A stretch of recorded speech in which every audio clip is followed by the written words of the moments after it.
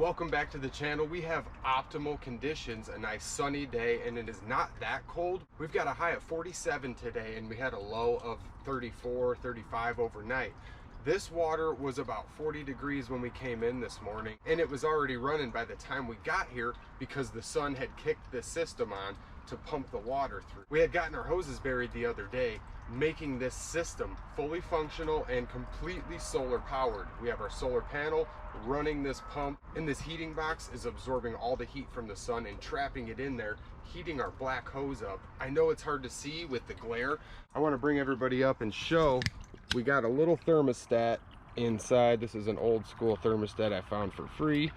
It's sitting about 75 degrees. Had overnight temps of about 34, so this water was about 40 degrees just passively sitting, and we did not have much sun yesterday in order to warm this system up and bank some heat on it. So we had completely sealed this box with just some ducting tape, some of the metal tape. The box is completely sealed up all the way around. We sealed up pretty tight as we could around our hoses that are coming out. You can see our feed hose runs up underneath our bricks and comes up between these two beds and back around and dumps right back in. It comes right up under that large rock and spills back into our tank. We've got a little bit of debris in there which got kicked up while we were putting all of this together. But this system's working wonderfully. We're already picking up good temperatures.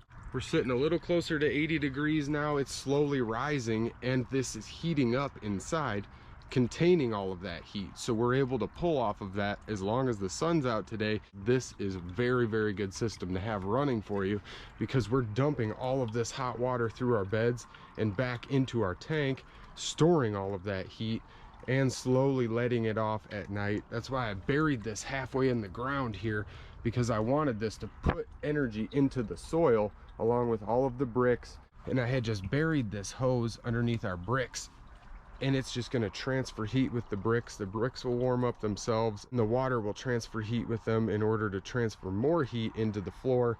Just being as passive as we possibly can, trying to really hold that heat overnight, and it's working for us. So I wanted to come and I wanted to show the water temperature coming out of here, sitting about 50 degrees, and this water was sitting about 40 degrees this morning. So we've already raised our water temperature in here by 10 degrees on transfer, just transferring the heat from this to this and to the beds of our greenhouse. I just wanted to explain this to everyone as best as I could. This box is sealed in order to contain all the heat, and it transfers it to our hose, which runs through our bed first and then dumps back into our overflow, and then our overflow will continually pump the water back through the system.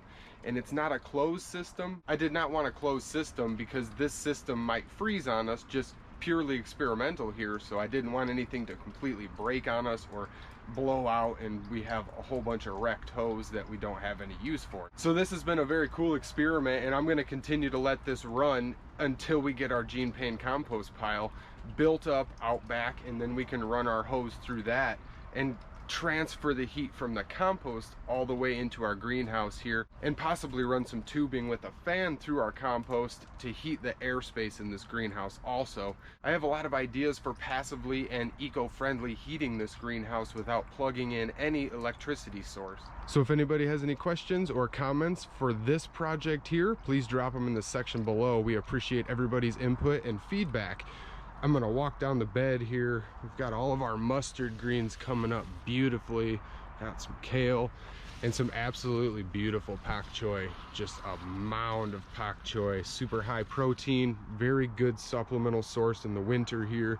We've got our next round of kales and several different kinds of kale. Got a lot of life in here. Everything is doing very well. This section's growing a little slower as opposed to the rear section, because I think we're holding more heat down here.